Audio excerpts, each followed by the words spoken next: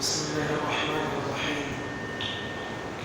الحمد لله رب العالمين، والصلاة والسلام على أشرف الأنبياء والمرسلين نبينا محمد وعلى آله وصحبه أجمعين.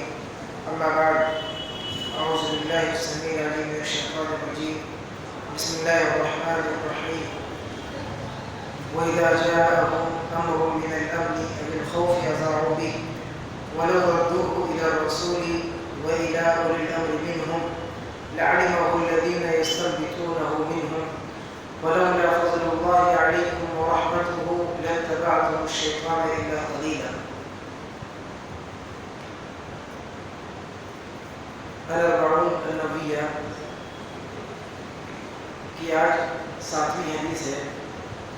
چھٹی حدیث ہم لوگ پچھلے ہفتے پڑھے جس میں حلال و حرام اور مشابہات ان چیزوں کے بارے میں بات آئی کہ حلال پہ عمل کرنا اور حرام چیزوں سے رکنا اور جو مشتبہ چیز ہے اس کے بارے میں جانکاری حاصل کرنا، علم حاصل کرنا، اور جب تک جانکاری نہ ہو تب تک اس سے رکے رہنا.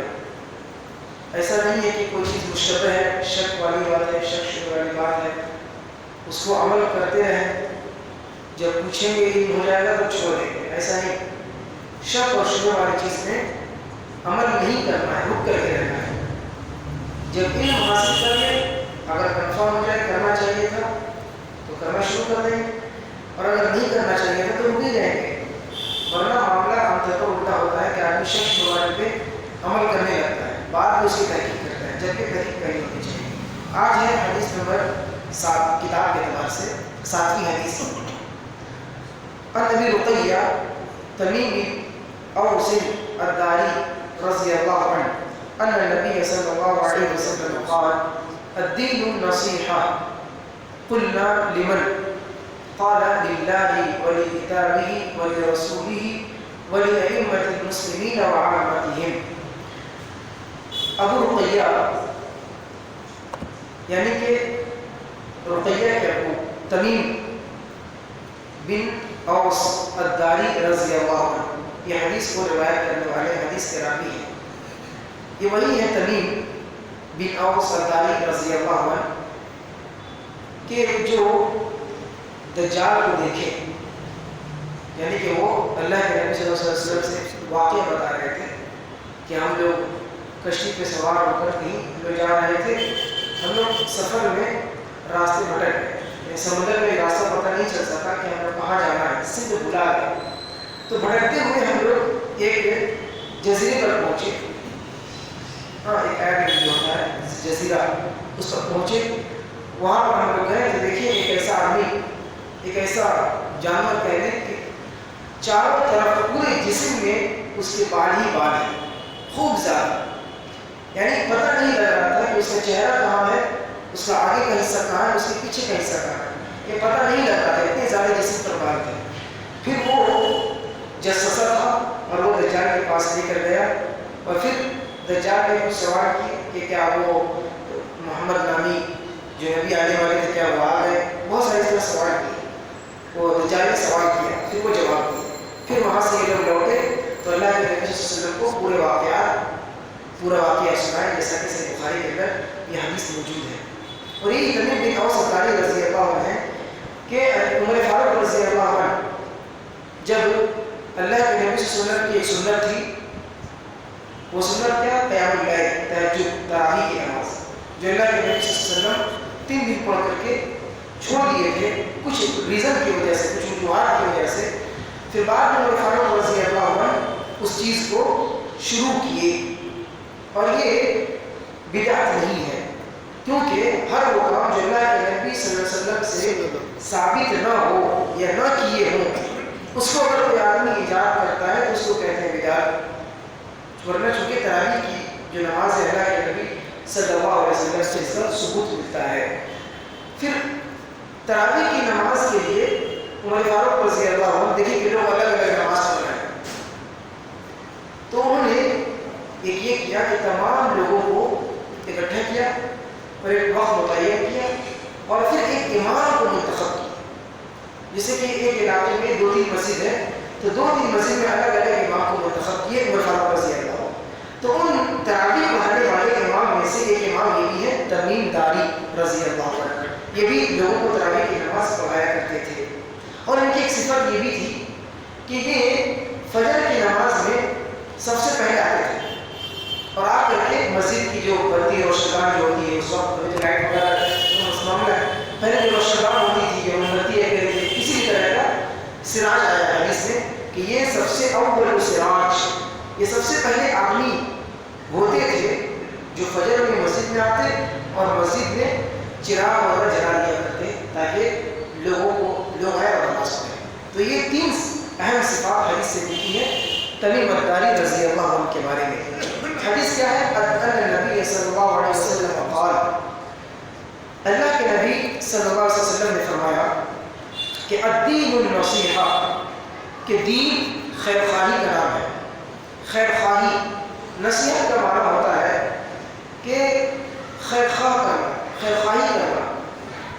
دراصل علماء نے یہ کہا کہ نصیحت کا جو ورڈ ہے عربی زبان میں، اس کا ترجمہ کسی بھی زبان میں نہیں ہو سکتا. نہ انگلش میں اس کا ترجمہ کر سکتے ہیں جو اس کا ایگزیکٹ جو معنی ہے ایک دم وہی معنی کسی زبان میں نہیں ملے گا. اردو میں کھینچ تان کر کے کہیں نہ کہیں سے ایک معنی لایا گیا خیر خواہی، کہ نصیحت کا معنی اگر کھینچ تان کر کے لیا جائے تو اردو میں ہم اس کو خیر خواہی بول سکتے ہیں اور بھی دوسرے الفاظ بول سکتے ہیں جو کھینچ کر کے اس معنی کے قریب کر دے، لیکن ایگزیکٹ اس کا معنی کسی زبان میں نہیں ہو سکتا. النصیحہ اتنا بلند، جیسا کہ عرب لوگ استعمال کرتے ہیں نصحت العصر، یعنی شہد کو اس کے چھتے سے، جو شہد کا چھتا ہوتا ہے اس میں شہد کو نکالنا، چھتے سے الگ کرنا اور اس شہد کو پینے کے لائق بنانا. تمام مکھیوں جتنے اس کو صاف کر کے شہد کو اس لائق بنایا جائے کہ اس کو پی لیں، تو اس کو کہتے ہیں نصحت العصر، یعنی شہد کو صاف و شفاف کر دینا، اس کو پینے کے لائق بنانا. اس طرح کہتے ہیں نصحت الثوب، کسی بھی کپڑے کو، جسے ہم درزی کو دیتے ہیں کپڑا، درزی کپڑے کو کیا کرتا ہے؟ ناپ کر کے، کٹنگ کر کے اس کو پہننے کے لائق بناتا ہے. اس کو عربی میں کہتے ہیں نصحت الثوب، کہ میں نے کپڑے کو لائق بنا دیا، یعنی اس لائق بنایا کہ لوگ اس کو پہن سکتے ہیں، میں اسے پہن سکتا ہوں. اسی طریقے سے کسی بھی چیز کو اس کی اصل حالت سے تبدیل کر کے، بنا کر، کاٹ چھاٹ کر، سجا کر، سنوار کر کسی کام کے لائق بنانا، اس کو عربی میں کہتے ہیں نصیحت. ٹھیک. اب اس طریقے سے ایک آدمی نصیحت، خیر خواہی کس میں ہونی چاہیے اور اس کی بنیاد کیا ہے، اس کے بارے میں حدیث میں آگے بیان فرما رہے ہیں. الدین النصیحہ، نبی صلی اللہ علیہ وسلم نے فرمایا کہ دین خیر خواہی کا نام ہے، یعنی پورا کا پورا دین، پورا کا پورا شریعت، ہر حکم، ہر عمل جس کا حکم دیا گیا اس میں خیر خواہی ہے، بھلائی ہے، برائی نہیں ہے. شراب سے منع کیا گیا تو اس کے اندر بھی خیر خواہی ہے کہ شراب پیے گا تو نقصان پہنچے گا جسم کو، بدن کو، اس سے روک دیا گیا. نماز پڑھنے کا حکم دیا گیا، اس کی بہت ساری ثمرات ہیں، بہت سارے فوائد ہیں. یعنی کسی چیز کا حکم دینا اور کسی چیز سے روک دینا، یہ اسلام کیا ہے؟ یہ خیر خواہی ہے. ایسا نہیں ہے کہ کوئی چیز میں بہت فائدہ ہو اور اسلام نے اس کو حرام کر دیا ہو، ایسا نہیں. فائدہ اور نقصان ہے کسی چیز میں، تو اگر نقصان زیادہ ہے، فائدہ کم ہے، تب بھی منع کر دیا گیا. وہی سموما کبیر، اس کی برائی زیادہ ہے، منافع للناس، لوگوں کا فائدہ ہے، لیکن برائی زیادہ ہے تب بھی وہ چیز حرام ہے. شراب کے بارے میں اسے کہنے نے کہا.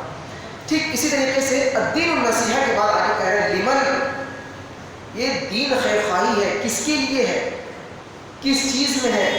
فرمایا للہ، اللہ تعالیٰ کے لیے خیر خواہی، یعنی اللہ تعالیٰ کے، چونکہ اللہ رب العالمین پورے دین کو بنانے والے ہیں، شارع ہیں، شریعت کو بنانے والے شارع، اس میں فاعل کے وزن پہ، فاعل شارع، شریعت کو بنانے والے کون ہیں؟ اللہ رب العالمین. اور پھر اللہ تعالیٰ کے لیے ولی کتاب ہی، اللہ تعالیٰ کی کتاب کے لیے کیا نصیحت ہے؟ ولی رسول ہی، اس کے رسول کے لیے کیا ہم نصیحت کر سکتے ہیں، خیر خواہی کر سکتے ہیں وَلِأَئِمَّةِ الْمُسْلِمِينَ، اور مسلمانوں کے ائمہ، حکمران، بادشاہ. اس کے دو تفسیر کیے ہیں علماء. پہلی ایک حکمران بادشاہ، دوسرے علماء کرام جو مسلمانوں کا امام ہو وہ بھی، اور ائمۃ المسلمین جو مسلمانوں کا امیر ہو، حکمران ہو، بادشاہ ہو وہ بھی. دونوں ترجمہ ہے. وعامتہم، اور عام لوگوں کی، یعنی شریعت کو بنانے والے سے لے کر، یعنی اللہ رب العالمین سے لے کر شریعت جس پر لاگو کی جائے گی لوگوں تک، یہ جو پروسیس ہے، اللہ رب العالمین، اس کے رسول صلی اللہ علیہ وسلم اور کتاب اور ائمۃ المسلمین اور عام مسلمان، یہ پانچوں چیزوں میں نصیحت ہے، خیر خواہی ہے. سب سے پہلے بتا رہے ہیں للہ، اللہ کے لیے خیر خواہی کیا ہے؟ اللہ کے لیے خیر خواہی یہ ہے کہ آدمی اللہ رب العالمین نے جو باتیں کہیں اس کو مانے، اس پر ایمان لائے. یہ سب سے بڑی خیر خواہی ہے.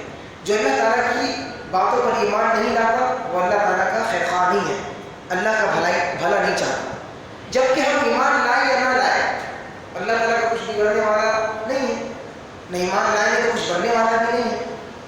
لیکن ہم ایمان لاتے ہیں جس میں ہماری ہی بھلائی ہے، اور یہ ہم اپنی بھلائی کر رہے ہیں. اگر اللہ کی بات مان رہے ہیں تو ایک طرح سے اللہ رب العالمین کی خیر خواہی کر رہے ہیں. اللہ تعالیٰ کے کام کو، اللہ تعالیٰ کے جو اللہ رب العالمین کے جو ٹارگیٹ ہے، جو مقصد ہے دنیا بنانے کا کہ لوگ توحید پر آ جائیں، لہٰذا کیا ہوگا؟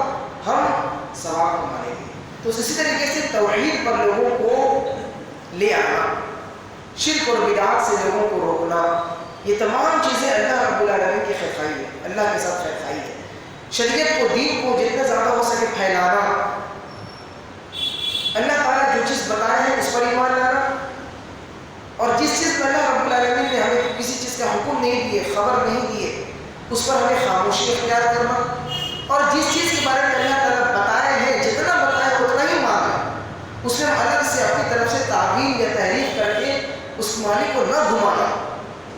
اللہ رب العالمین نے کہا کہ میرے لیے ہاتھ ہے، اب ہاتھ کیسا ہے اللہ نے نہیں بتایا، تو اللہ تعالیٰ کے ساتھ خیر خواہی اور بھلائی یہی ہے کہ ہم اللہ تعالیٰ کے ہاتھ کو ہاتھ مانے، لیکن کیسے ہاتھ ہے اس پہ ہم خاموش ہیں.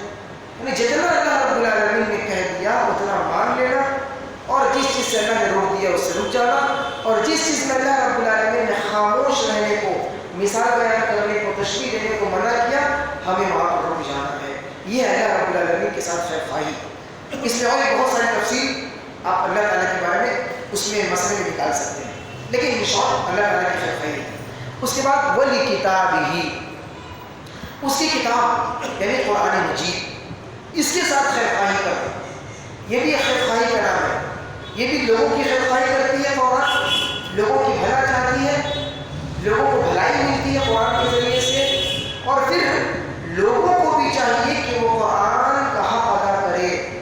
اللہ رب العالمین نے اسے فرمایا الذین آتیناہم الکتاب یتلونہ حق تلاوتہ، سورہ بقرہ کی آیت نمبر 121 کہ اللہ رب العالمین نے الذین آتیناہم الکتاب، ہم نے تمہیں جو کتاب دیا، ہم نے جو کتاب دیا، یتلونہ حق تلاوتہ، وہ اس کتاب کی تلاوت کرتے ہیں جیسا کہ تلاوت کرنے کا حق ہے. یہ کیا ہے؟ قرآن کے ساتھ خیر خواہی. قرآن کو تلاوت کرنا، قرآن کی تلاوت، قرآن کو پڑھنا. کیسے؟ سب سے پہلے قرآن کریم پر ایمان لایا جائے کہ اللہ کتاب ہے، یعنی اس کو ویلیو دیا جائے. پہلے اگر وہ ویلیو ملے گا تو ہم جا کر کے اس کے فراہمی پر عمل کریں گے. تو پہلے اس پر ایمان لایا جائے کہ اللہ تعالیٰ کی کتاب ہے. اس کے بعد جیسے اللہ کے نبی صلی اللہ علیہ وسلم پڑھ کر سنائے صحابہ کرام سینہ در سینہ سب کو سنتے چلے آئے، اور یہ قرآن لکھا گیا، مرتب کیا گیا، جمع کیا گیا، اور یہ آج مصحف کی شکل میں ہے، ایک کتاب کی شکل میں ہے. لہٰذا اسی طریقے سے قرآن کو پڑھنا، ایمان لانے کے بعد اس کو پڑھنا، یعنی اس کو پڑھنے کے لیے جو قواعد ہے، جو مخارج ہے، جو حروف کی ادائیگی ہے، اور اس کے جو لوازمات ہیں، یعنی جو چیز اس میں شامل ہے، ان تمام چیزوں کا دھیان رکھتے ہوئے، احتیاط کرتے ہوئے، التزام کرتے ہوئے اب اس کو کیا کرنا؟ پڑھنا. اب قرآن کریم کو پڑھنے کے بعد تیسری چیز کیا ہے؟ پڑھنے کے بعد اس کو سمجھنا. جو آدمی پڑھے گا اور پڑھنے کے بعد ڈائریکٹ عمل نہیں کر سکتا، پڑھنے کے بعد اس کو سمجھ کی ضرورت ہے کہ اس آیت سے اللہ کے نبی صلی اللہ علیہ وسلم صحابہ کرام کو کیسے سمجھائے۔ لہٰذا قرآن کا ایک حق یہ ہے کہ قرآن کریم کی تلاوت کے بعد اس کو سمجھا جائے کہ اس بارے میں عمل کا، نماز پڑھنا ہے تو کیسے پڑھنا ہے، زکوٰۃ دینی ہے کیسے دینی ہے، روزہ رکھنا ہے کیسے رکھنا ہے۔ سمجھنے کے بعد نمبر 4 چوتھا نمبر آتا ہے اس پر عمل کرنا، اس پر عمل کیا جائے کہ قرآن مجید پر اب ہمیں عمل کرنے کی باری ہے۔ اب عمل کر لیے ہم تو کیا عمل کر کے اپنے پاس رکھ لیں؟ نہیں، پانچواں حق قرآن کریم کا پانچواں حق یہ ہے کہ اس عمل جو آپ کر رہے ہیں قرآن پر، حدیث کی روشنی میں، صحابہ کرام کے منہج کی روشنی میں، تو اس عمل کو آپ دوسروں کو بتا دیں کہ بھائی دیکھو قرآن کی آیت یہ ہے، مفہوم یہ ہے اور عمل اس طرح کیا جاتا ہے، لہٰذا یہ عمل آپ بھی کریں۔ سامنے والا اگر دلیل مانگے تو قرآن کی آیت دے، حدیث دے، صحابہ کرام کا فہم اور سمجھ دے، صحابہ کرام کا طریقہ دکھلا دے۔ تو یہ 5 حقوق ہے: ایمان لانا، پڑھنا، سمجھنا، عمل کرنا اور دوسروں تک پہنچا دینا۔ یہ قرآن کریم کے بنیادی اور 5 اصول ہیں، ورنہ عام طور پر آدمی یہ 5 اصول سے دور ہے۔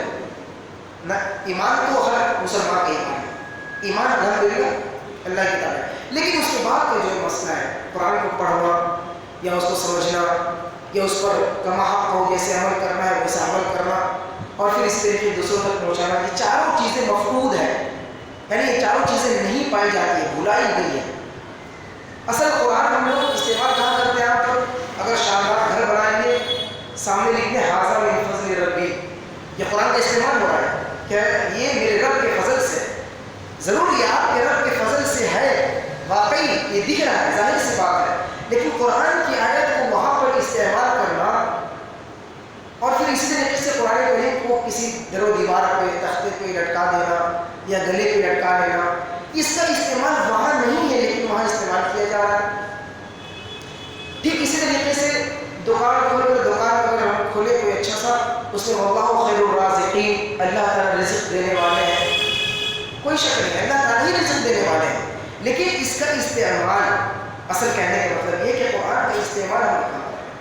کوئی آدمی پوری زندگی شراب کیا، گناہ کیا، ہر اعتبار سے نماز سے دور رہا، ہر چیز سے دور رہا، اسلام سے کوئی ناتا رشتہ نہیں رہا، لیکن مرنے کے بعد اگر ہم قرآن اس کے لیے پڑھیں کہ ہم قرآن پڑھ کر کے فلاں فلاں اس کو بخشش کا ذریعہ بنا دیں یا اس کو ایک ثواب طرح پہنچ جائے، لہٰذا اس کے لیے جو قرآن نہیں ہے۔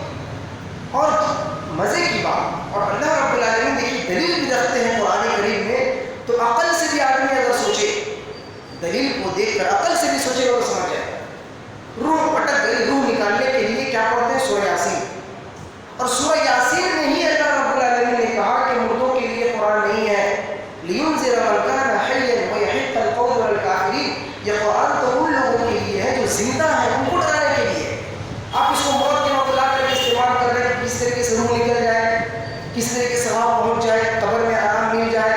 انسان زندگی بھر اگر برائی کیا ہو، گناہ کیا ہو، شرک و بدعت میں کیا ہو، تو اگر اس کی جنازے کی نماز اگر اللہ کے نبی صلی اللہ علیہ وسلم بھی پڑھ دے، حدیث موجود ہے، جو منافقین کا سردار 10ویں پارہ اور آخری رکوع، 10ویں پارہ کا آخری رکوع، ایک منافق کا سردار انتقال ہوا تو ان کا بیٹا صحابی ہے عبداللہ، وہ آ کے بولے میرے ابو انتقال ہو گئے ہیں، تھوڑا سا کچھ تبرک کے لیے کر دیجیے۔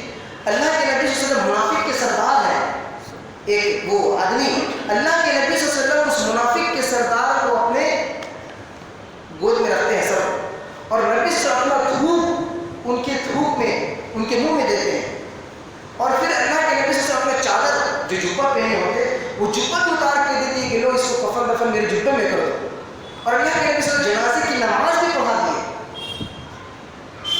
ایک منافق کا سردار ہے، نبی کا تھوک اس کے منہ پہ گیا مرنے کے بعد، نبی کے جبے میں کفن ہوا، نبی صلی اللہ علیہ وسلم جنازے کی نماز بھی پڑھا دیے، اور کیا چاہیے؟ پھر بھی اللہ رب العالمین نے کیا کہا؟ استغفر لهم او لا تستغفر لهم ان تستغفر لهم 70 مرة فلن يغفر الله لهم۔ آپ استغفار کیجئے یا مت کیجئے، یعنی جنازے کی نماز یہ استغفار ہے، مغفرت کی دعا ہم کرتے ہیں۔ اے نبی صلی اللہ علیہ وسلم آپ ان کے لیے استغفار کیجئے یا مت کیجئے، اگر آپ 70 مرتبہ بھی ان کے لیے توبہ کیجئے گا اللہ تعالیٰ ان کو معاف نہیں کرنے والا۔ اور پھر آگے ولا تصلی، دو آیت کے بعد اللہ رب نے کہا ولا تصلی علی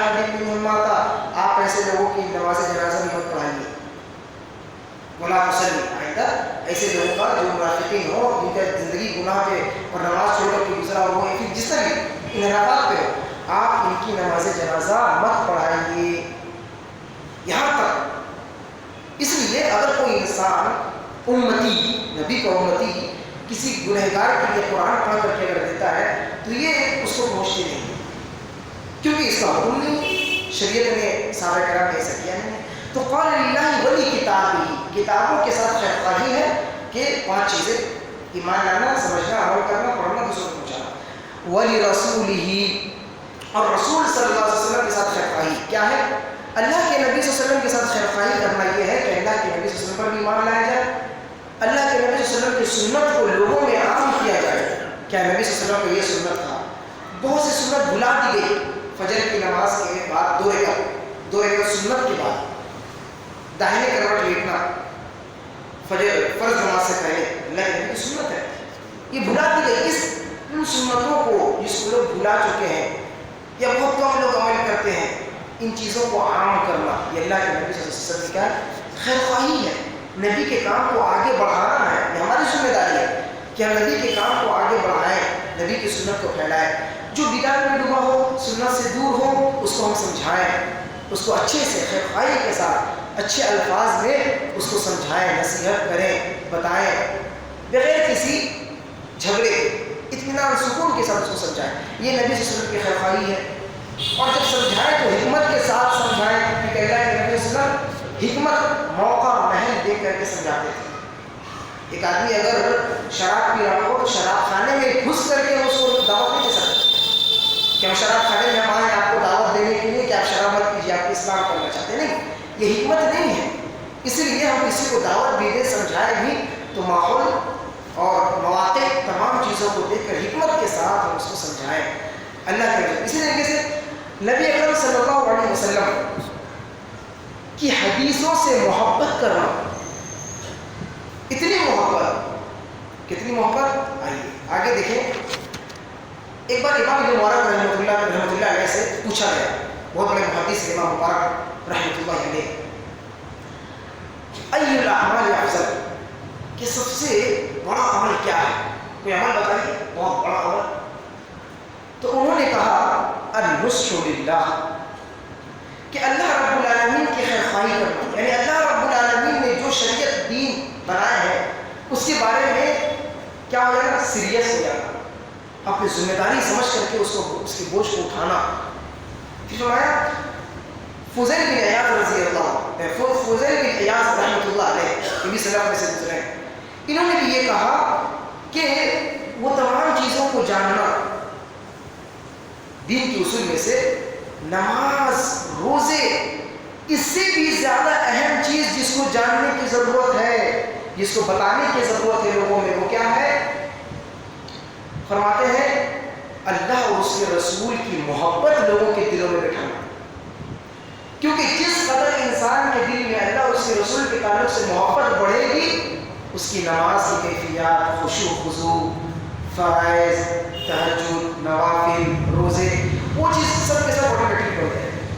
تو سب سے اہم چیز کیا ہے؟ اللہ اور اس کے رسول صلی اللہ علیہ وسلم سے محبت کرنا، اس چیز کو لوگوں کے دلوں میں بٹھانا۔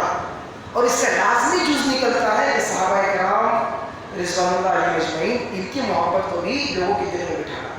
جس طریقے سے صحابہ کرام اللہ کے نبی صلی اللہ علیہ وسلم تشہد وغیرہ سکھاتے تھے، دعا، سونے کی دعا یہ، تشہد کی دعا یہ، تحیات کی دعا یہ، تو صحابہ کرام اپنے بچوں کو صحابہ کرام سے محبت کرنا بھی سکھاتے تھے کہ دیکھو فلاں صحابی ہے، ان کا ادب ہے، ان کا احترام ہے، فلاں صحابی ہے، فلاں یہ ہے، یعنی کہ اپنے جو استاد ہوا کرتے تھے، اپنے جو بڑے ہوا کرتے تھے، ان کے ساتھ ادب، طور طریقہ سکھایا کرتے تھے۔ تو کہنے کا مقصد یہ ہے کہ ابو بکر المزنی رحمۃ اللہ علیہ وہ کہتے ہیں کہ ابو بکر رضی اللہ عنہ پوری امت میں سب سے عظیم انسان، سب سے نیک، سب سے اونچے، ایک نمبر، ان کے بعد ہوئے فاروق رضی اللہ، عثمان بن عفان رضی اللہ، علی رضی اللہ، پھر اس طرح صحابہ کرام کی پوری لسٹ ہے۔ تو کہتے ہیں کہ ابو بکر رضی اللہ عنہ کو اتنی فضیلت کیسے ملی، جبکہ ابو بکر رضی اللہ عنہ سے زیادہ عبادت کرنے والے دوسرے صحابہ موجود تھے، ابو دردہ رضی اللہ عنہ اور عمرو بن عاص رضی اللہ عنہ۔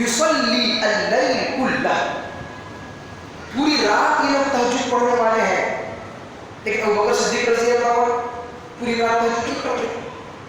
اور پھر فرمایا اسی طریقے سے روزے رکھنے کے معاملے میں دوسرے صحابہ بہت مشہور ہیں، وہ لوگ روزہ رکھتے ہیں، فلاں یہ اعمال مشہور ہیں، خوب زیادہ کر رہے ہیں بہت، لیکن ابوبکر صدیق رضی اللہ عنہ اس لیول کی وہ عبادت نہیں کر رہے، لیکن پھر بھی سب سے افضل ہے. کیوں؟ آگے بڑھو وَلَكِنَّ بِشَيْءٍ كَانَ فِي قَلْبِهِ. ابن علیہ کہتے ہیں، ابن علیہ کہ انسان کے دل میں ایک چیز ہوتی ہے، اس چیز کی وجہ سے ابوبکر صدیق رضی اللہ عنہ سب سے آگے چلے گئے. پھر وہ چیز کیا ہے؟ ابن علیہ کہتے ہیں فی قلبہ الحب للہ والنصیحۃ فی خلقہ. بغیر عبادت کیے ہوئے بھی تمام صحابہ کرام سے افضل ہے. کیسے؟ ان کے دل میں ایک چیز ہے، وہ چیز کیا ہے؟ الحب للہ، اللہ تعالیٰ کی اور اس کے رسول کی محبت. وہ اتنے اس لیول کی وہ محبت کرتے ہیں، اس محبت کی بنیاد پہ وہ دوسرے دیگر صحابہ کرام سے اوپر چلے گئے، عبادت اتنی زیادہ نہ کرتے ہوئے بھی. وَالنَّصِيحَةُ فِي خَلْقِهِ، اور لوگوں کے بارے میں خیر خواہی، لوگوں کو بھلا چاہنے میں وہ سب سے آگے تھے، اس لیے وہ تمام صحابہ کرام سے چلے. تو اصل چیز کیا ہے لوگوں کو بتانے کی کہ آدمی نماز اور روزے کی ترغیب دے، لیکن اس سے زیادہ لوگوں کو اللہ اور اس کے رسول کی محبت کی ترغیب دے، محبت زیادہ دے. تمہارے بولی رسول ہی. اسی طریقے سے اللہ کے نبی صلی اللہ علیہ وسلم کے ساتھ خیر خواہی اور نصیحت میں بھی چیز ہے کہ اللہ کے نبی کی شان میں کوئی گستاخی کر رہا ہو، کوئی کارٹون بنا دیا، کوئی فلاں کچھ کر رہا ہے، اللہ کے نبی صلی اللہ علیہ وسلم کے بارے میں کوئی کچھ بول دیا، ان کی زندگی کے بارے میں، ان کے کسی چیز کے بارے میں، ذاتی زندگی کے بارے میں، کسی بھی چیز کے بارے میں، ذات میں یا حدیث میں یا صفات کسی بھی چیز میں اگر کوئی بدکلامی کرے، بری بات کہے، تو آپ کی یہ ذمہ داری بنتی ہے کہ آپ اس کو روکیں، خیر اچھائی کے ساتھ اس کو روکیں، اس کو سمجھائیں، اس کو بتائیں، اس کو دفاع کریں. یہ بھی کیا ہے؟ اللہ کے نبی صلی اللہ علیہ وسلم کے ساتھ خیر خواہی کرنا ہے. اس طریقے سے اگر ہمارے سامنے حدیث ہو یا کسی بزرگ یا کسی اولیاء اللہ کا قول ہو اور ان کے مقابلے میں مجتہد ہو، ان کے مقابلے میں اگر اللہ کے نبی صلی اللہ علیہ وسلم کی کوئی حدیث ہمیں مل جاتی ہے، نظر آ جاتی ہے، تو نبی صلی اللہ علیہ وسلم پر ایمان لانا، نبی سے محبت اور نبی سے خیر خواہی یہ ہے کہ نبی صلی اللہ علیہ وسلم کی بات کو سراخوں پر لی جائے اور غیر نبی کی بات کو، اس بات کو چھوڑ دی جائے. یہ اللہ کے نبی صلی اللہ علیہ وسلم کیا ہے؟ خیر خواہی ہے. جبکہ دوسرے لوگوں نے یہ کہا ہو کہ میری بات اگر نبی سے ٹکرا جائے تو نبی کی بات لینا، میری بات کو چھوڑ دینا.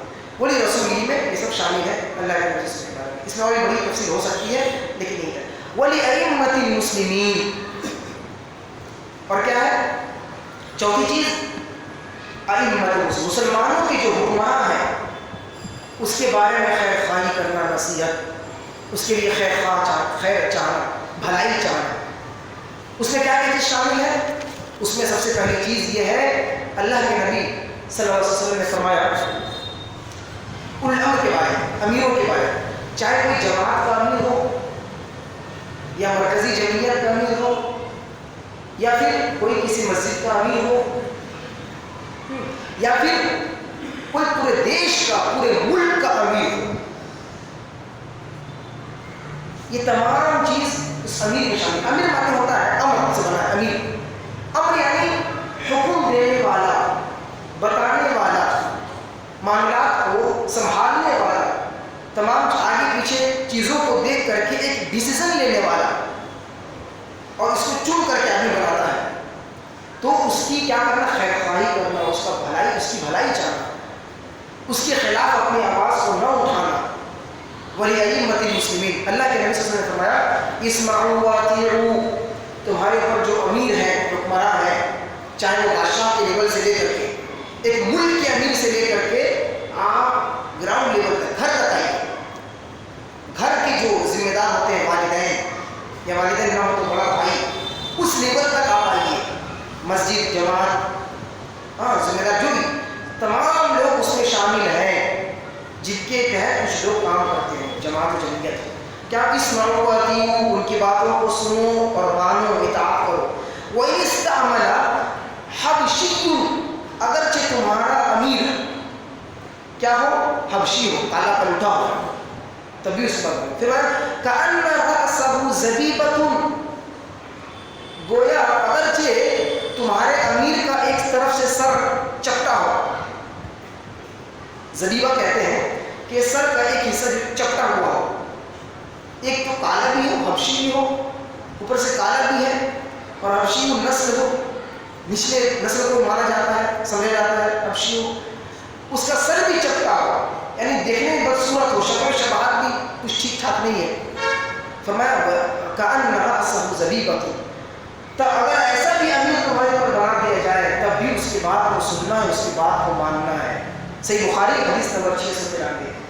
ٹھیک ہے یہاں تک. لیکن صحابہ کرام سوال کیے، اے اللہ کے رسول ٹھیک ہے ہم امیر کی بات کو مانیں گے، لیکن ایک مسئلہ ہے، اگر ایسا ماحول آ جائے ارأیت ان قامت علینا امراء یسألون حقهم، اگر ہمارے اوپر کوئی ایسا امیر ہو جائے جو اپنا حق لیتا ہو، وَيَمْنَعُونَ حَقَّنَا، ہمارا روک دیتا ہو، تب کیا کریں؟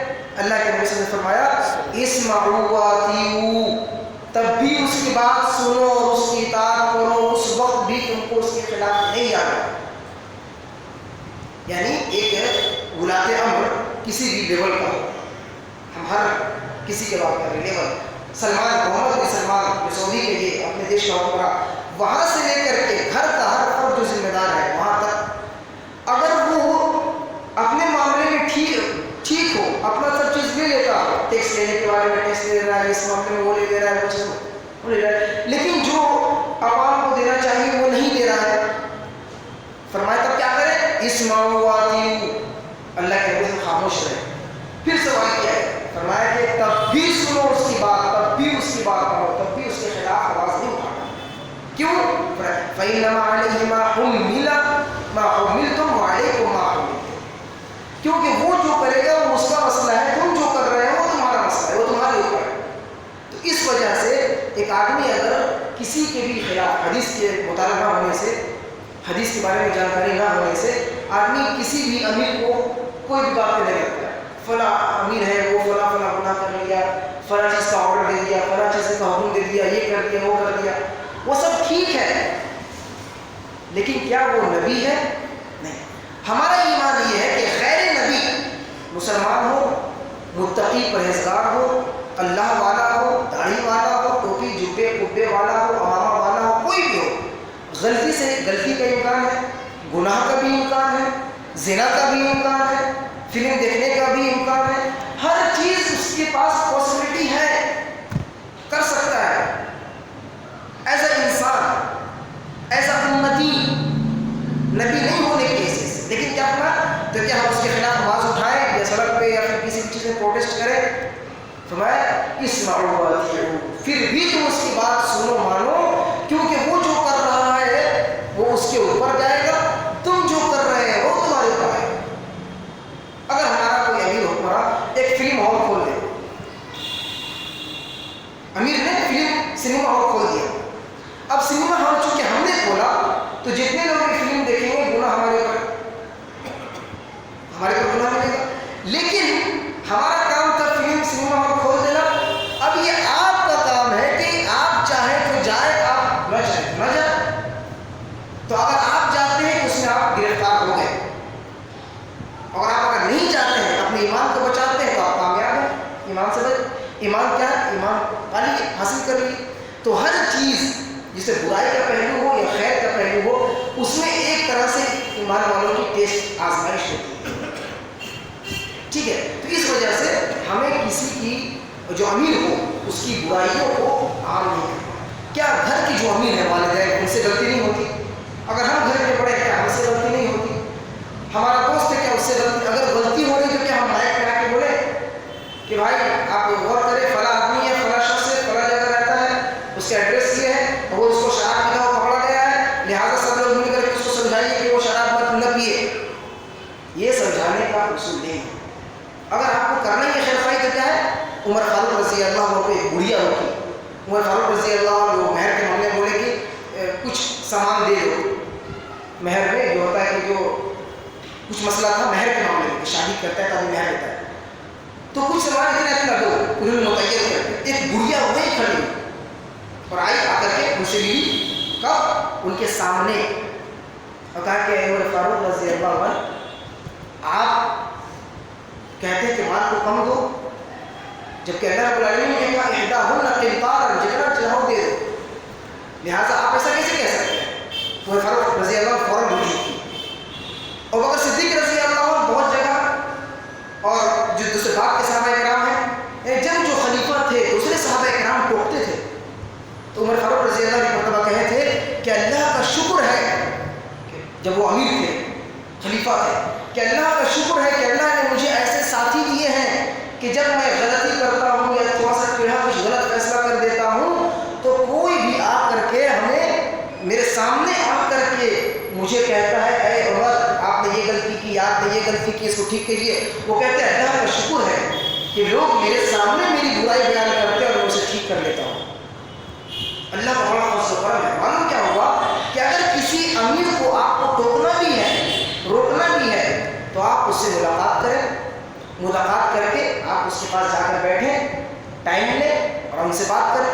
اگر ایسا نہیں کر سکتے تو آپ خط لکھ سکتے ہیں تاکہ یہ خط ہمارے وہاں تک پہنچ جائے، جو ڈائریکٹ وہاں تک پہنچتی ہو. تو جو جائز اور سورسز ہیں ان بات کو پہنچانے تک، تو اس ذریعے سے اگر آپ بات پہنچاتے ہیں تو اچھی بات ہے، ورنہ پھر آپ کو یہ حق نہیں ہے کہ کسی بھی امیر کے خلاف. ورنہ کیا ہوتا ہے بتاؤ، بظاہر چھوٹی چھوٹی چیزوں میں چھوٹی چھوٹی جماعتوں میں ایک امیر کو بنایا گیا، اب اس کی کوئی بات کسی آدمی کو اچھا نہیں لگا تو وہ الگ سے پولیٹکس کر کے، بات چیت کر کے، چند لوگوں کو جمع کر کے اس امیر کو ہٹا کر کے خود سے بننا چاہے اور اس کو ہٹا کے چھوٹا اس کی بات نہیں مانیں گے. آج سے اب ہم لوگ میں سے کچھ لوگ بن جائیں، ایک آدمی کوئی بن جاتا ہے، اس کو ہٹا دیے، اب سامنے والے امیر کو پتہ ہی نہیں ہے کہ ہم کو امیر سے ہٹ گئے، جبکہ اس کے اصول ہیں. امیر کے اندر جو خرابی ہے سامنے رکھی جائے، لوگوں سامنے بتایا جائے، ہی کیا جائے، تب ہوتا ہے. اس کے بھی اصول ہے، رول ہے. ایسے ہی آدمی کسی کو برا بھلا بولنا شروع کر دے، بالکل بھی جائز نہیں ہے. اسمعوا واطیعوا، سنو اور اس کی اطاعت کرو، یہ شریعت کا حکم ہے. یا ایھا الذین آمنوا اطیعوا اللہ واطیعوا الرسول، اے ایمان والو اللہ کی اطاعت کرو، اس کے رسول کی اطاعت کرو، اور تم میں سے جو اولو الامر ہیں ان کی بھی اطاعت کرو. ان کی بھی اطاعت کرو یعنی نصیحت جا کر کے، اور ان کی امامت کا تسلیم کہ ہاں وہ ہمارا امام ہے، امیر ہے. پھر ان کی بات ماننا، اگر وہ جہاد کا حکم دے تو اس کے ساتھ جہاد کرنا، یعنی کہ ایک کنٹری کی بات ہو یہاں پر. وہ عدم الخروج، اس سے بغاوت نہیں کرنا. ادا الصلاۃ خلفہ، اس کے پیچھے نماز پڑھنا، یہ تمام چیزیں امیر کی اطاعت میں شامل ہے. اور اولي الامر منکم، اگر ان کنتم تؤمنون باللہ ورسولہ، اگر امیر کوئی غلطی کر دے یا تم سے کچھ اختلاف ہو جائے تو اللہ اس کے رسول کی طرف لوٹاؤ. دیکھو اللہ اس کے رسول کیا کہتے ہیں. اگر تم ایمان رکھتے ہو اللہ پر آخرت پر، اگر تمہیں اللہ پر آخرت کے دن پر ایمان نہیں ہے تو چاہو تو امیر کی بات ٹھکرا دو، چاہو تو اس کو ہٹا دو، چاہو تو برائی بھلائی کرو، کچھ بھی کرو، فری ہو. لیکن اگر ہاں اللہ پر ایمان ہے، اس کے رسول پر ایمان ہے، آخرت کے دن پر تم ایمان رکھتے ہو، اپنے آپ کو مومن سمجھتے ہو، تو کیا کرنا ہے؟ حکمت کے ساتھ، اصول کے ساتھ سمجھانا، بات رکھنا. یہ کیا ہے؟ اس لیے کہ اللہ رب العالمین نے فرمایا وَلَوْ رَدُّوهُ إِلَى الرَّسُولِ، جب کوئی خبر تمہارے پاس آئے کسی بھی شخص کے بارے میں یا کسی بھی جماعت کے بارے میں، وَإِلَى الرَّسُولِ، تو اس کو رسول کی طرف لوٹا دو. وَأُولِي الْأَمْرِ مِنْهُمْ، اور تم میں سے جو حکمراں ہے یا ایسا آدمی جو باتوں کی تہ تک پہنچنے والا ہو، یعنی ایک علماء یا کوئی ایسا شخص جو سماج کے بارے میں گہرائی سے تعلق رکھتا ہو، علم رکھتا ہو، وہ بتائے کہ فلاں آدمی چور ہے، فلاں آدمی صحیح نہیں ہے، فلاں کے ساتھ مت ملو، فلاں کے ساتھ مت بیٹھو، فلاں کی فلاں ہے، فلاں ہے. ایسا اگر ہے تو کیا کرنا ہے؟ جو تہ تک جانتا ہو اس تک بات پہنچاؤ تاکہ وہ خبر لے. اس طرح علماء کیا کرتے ہیں عام طور پہ، فلاں کو مت سنو، فلاں کو سن سکتے ہو، فلاں کو نہیں سن سکتے، فلاں کے عقیدے میں خرابی ہے، فلاں کے عقیدے بگاڑ ہے، فلاں کے کسی میں. یہ سب چیز کون کرتا ہے؟ جو گہرا علم رکھتے ہو. الى الرسول، یا تو رسول بتائیں گے اصول و ضوابط، وَأُولِي الْأَمْرِ مِنْهُمْ، یا علم کی گہرائی رکھنے والے اس چیز کو بتائیں گے. لَعَلِمَهُ الَّذِينَ يَسْتَنبِطُونَهُ، بتا کر کے آپ کو ایک رزلٹ دیں گے. آخری چیز کیا ہے؟ وَلِأَئِمَّةِ الْمُسْلِمِينَ وَعَامَّتِهِمْ، عوام الناس، خیر خواہی ہو گئی، امیر کی اطاعت ہو گئی، وعامتہم، اور عام لوگوں کے ساتھ خیر خواہی کیا ہے؟ عام لوگوں یعنی ایک بھائی کا دوسرے بھائی کا، مسلمان بھائی ہو یا پھر اسی طریقے سے ایک دوست کا دوسرے دوست کا. اس کو مثال کے ذریعے سمجھیں. اللہ کے نبی صلی اللہ علیہ وسلم نے فرمایا لا یؤمن احدکم حتی یحب لاخیہ ما یحب لنفسہ، کہ کوئی بھی شخص مومن نہیں ہو سکتا اس وقت تک جب تک کہ وہ اپنے بھائی کے لیے وہی چیز پسند نہ کرے جو اپنے لیے پسند کرتا ہے. ہم کو جو چیز پسند ہے ہم سامنے والے کو پیش کر دیں. ہم کو جو پسند ہے ضروری نہیں کہ سامنے والے کو وہ پسند ہو. ہم کو چیز اچھی لگتی ہے تو کیا ہم وہ سامنے والے کے لیے ہو سکتے ہیں اس کو پسند نہ ہو، لیکن ہماری یہ ذمہ داری، یہ فرض ہے ایک مومن بھائی ہونے کی حیثیت سے اس حدیث کے اکارڈنگ کہ ہم اس سامان کو سامنے والے کو پیش کریں، چاہے تو کھائے چاہے تو نہ کھائے، لیکن آپ اپنا فرض نبھا دیں. تو اسی طریقے سے وہی حدیث ہے صحیح مسلم کی، جب تمہارا بھائی کوئی نصیحت طلب کرے فاستنصحہ، تو تم اس سے نصیحت کرو. فانصحہ یعنی کوئی اچھا جاب کر رہا ہے، یعنی کہ وہ پڑھائی لکھائی کیا اچھے سے اس کو جاب تک پہنچ گیا. اب ایک دوسرا ایک اسٹوڈنٹ ہے، طالب علم ہے، وہ پڑھ رہا ہے، اس کو اس مقام تک پہنچنا ہے. اب وہ آ کر کے آپ سے مشورہ طلب کر رہا ہے کہ بھائی آپ تو بہت آگے ماشاء اللہ بڑھ چکے ہیں، لہٰذا میں ایک مشورہ چاہتا ہوں کہ آپ جو لائن آپ پکڑے تھے یہاں تک پہنچے ہیں، لہٰذا میں اس لائن میں ہوں، آپ مجھے خیر خواہی کچھ نصیحت کر دیجیے، کچھ بتا دیجیے کہ میں اس مقام تک کیسے پہنچوں، اس لائن میں کیا کیا نقصان ہے، کیا کیا خرابی ہے، کون سا سبجیکٹ لیں گے تو ہم کامیاب ہو سکتے ہیں، آسانی سے پہنچ سکیں گے، کون سا سبجیکٹ ہمارے لیے ٹف پڑ جائے گا، آگے جا کر کے کون سی چیز، مطلب دنیاوی اعتبار سے بھی آپ دیکھ لیں، دینی اعتبار سے کوئی جاب کر رہا ہے، جو وجہ سے پوچھ لیں کہ ہم یہ کام کر رہے ہیں، اس میں کتنا فائدہ ہوگا، کتنا نقصان ہوگا، آپ بتا سکتے ہیں، اچھا بتا دیجیے. ورنہ آدمی بسا اوقات جو خیر خواہ ہوگا وہ صحیح بتا دے گا، اور صحیح بتانے کا حکم ہے. اگر آپ صحیح بتا دیں اور وہ آدمی بھی آپ کے مرتبے تک پہنچ جائے تو ایسا نہیں ہے کہ آپ اس کو بتا دیں گے وہ میرے لیول کا ہو جائے گا اور ہم کو آگے ٹکر دے گا اور ہم ہی کو کھا دے گا. ہم اس کو اچھی چیز بتائے تھے، وہ بڑا ہو کر کے ہم ہی کو میرے ہی جوڑ کا نقصان پہنچانے نہیں. نقصان نفع اللہ تعالیٰ کے ہاتھ میں ہے. آپ کی ذمہ داری یہ ہے کہ سامنے والا اگر پوچھ رہا ہے خیر خواہی تو آپ اس کی خیر خواہی کر دیجیے. ٹھیک اسی طریقے سے شادی بیاہ کا معاملہ ہے، کوئی رشتہ دیکھ رہا ہے کہیں سے تو ہم پوچھتے ہیں کہ بھائی فلاں جگہ ہم گھر کے رشتہ دیکھ رہے ہیں، ان کے گھر کی جو ہے کیا لڑکے کیسے ہیں، عادت کیسی ہے، اتوار کیسی ہے، اٹھنا بیٹھنا کس کے ساتھ ہے، فلاں جگہ رشتے دیکھ رہے ہیں وہاں کی ان کی جو بیٹی ہے وہ کیسی ہے. جیسے کہ حدیث میں آیا صحیح مسلم کی حدیث 1480 فاطمہ بنت قیس رضی اللہ عنہ، تو وہ اللہ کے نبی صلی اللہ علیہ وسلم سے مشورہ لینے آئی، نصیحت لینے آئی. وہ کہتے ہیں خطبانی ابو جہم و ابو معاویہ، اے اللہ کے نبی صلی اللہ علیہ وسلم ابو جہم اور ابو معاویہ، ابو جہل نہیں، ابو جہم اور ابو معاویہ یہ دونوں مجھے شادی کا پیغام دیے، یہ دونوں مجھ سے شادی کرنا چاہتے ہیں. اب میں سمجھ نہیں پا رہی ہوں کہ میں شادی کس سے کروں، ابو جہم سے شادی کروں یا ابو معاویہ سے شادی کروں، تو کچھ نصیحت کیجیے، ہمیں بتائیے.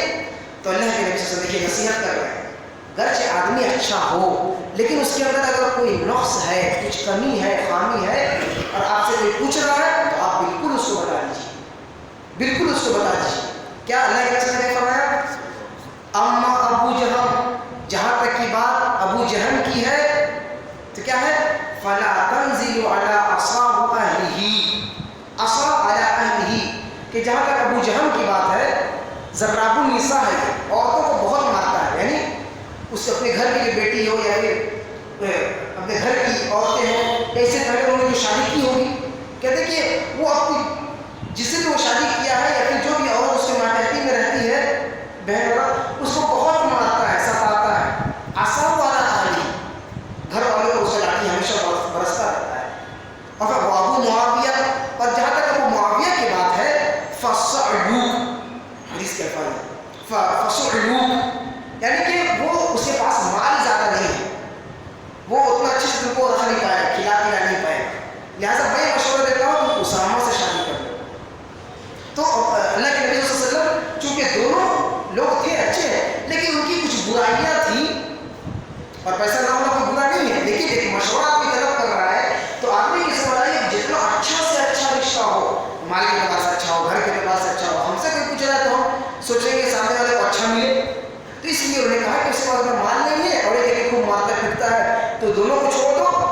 سلامت ہے تم جا کر کے ان سے شادی کر لو. یہ کیا ہے؟ نصیحت، خیر خواہی، اچھائی چیز کا حکم دینا. اسی طریقے سے کوئی سامان دے دیا کسی کے راستے میں، اس کو اٹھا کر کے دے دیے، کوئی چھینک دیا الحمدللہ کہہ دیے، ہاں پھر کوئی بوجھ اٹھا نہیں پا رہا اس کا سامان، پوری چیز اس میں پوری بھلائی کری ہوئی ہے اس کے اندر. آخری چیز وہ کیا ہے کہ ایک آدمی، ایک مسلمان کا دوسرے مسلمان کے ساتھ نصیحت خیر خواہی ہے کہ کوئی آئیڈیا ہمارے ذہن میں آیا، سامنے والے کو اس کو شیئر کر دیں. مثال کے طور پر ایک آدمی اپنا نیا گھر بنایا، اس میں کچن بھی ہے، باتھ روم بھی ہے، ہر چیز ہے، روم بھی ہے، بیڈ روم بھی ہے، کچن بھی ہے، سب کچھ ہے، ڈائننگ روم بھی ہے، سب کچھ ہے، ٹھیک ہے، گیسٹ روم بھی ہے، سب کچھ ہے.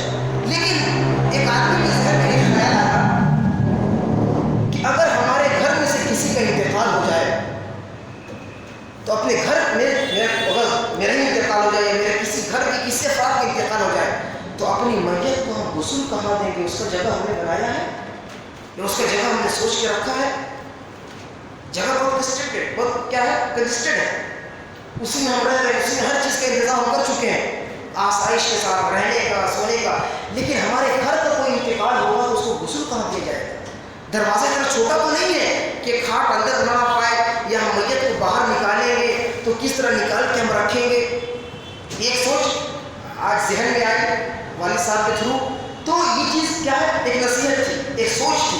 اس فکر کو لوگوں میں بتا دینا خیر خواہی ہے کہ ہم جو سوچ رہے ہیں میرا اگلا سامنے والا میرا بھائی بھی وہ سوچے کہ میت کو ہم کیسے نکالیں گے، کیسے کفن دیں گے، اپنے گھر میں جگہ ہے کہ نہیں ہے. اس لیے یہ چند باتیں تھیں. اللہ تعالیٰ کی ساتھ خیر خواہی، کتاب کے ساتھ خیر خواہی، رسول صلی اللہ علیہ وسلم کے ساتھ خیر خواہی، امیر جو ہے حکمران کے ساتھ خیر خواہی، اور عام مسلمانوں کے ساتھ خیر خواہی.